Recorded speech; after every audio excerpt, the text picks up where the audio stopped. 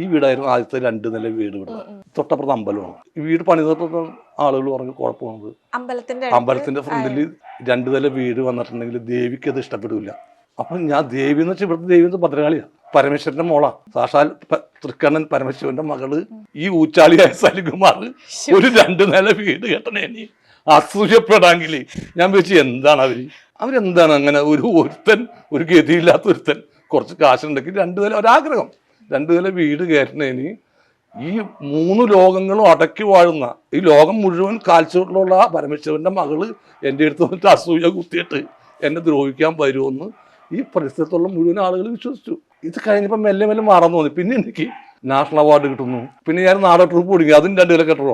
ഏറ്റവും കൂടുതൽ നാടകം കളിച്ച സമിതിയായിരുന്നു അത്.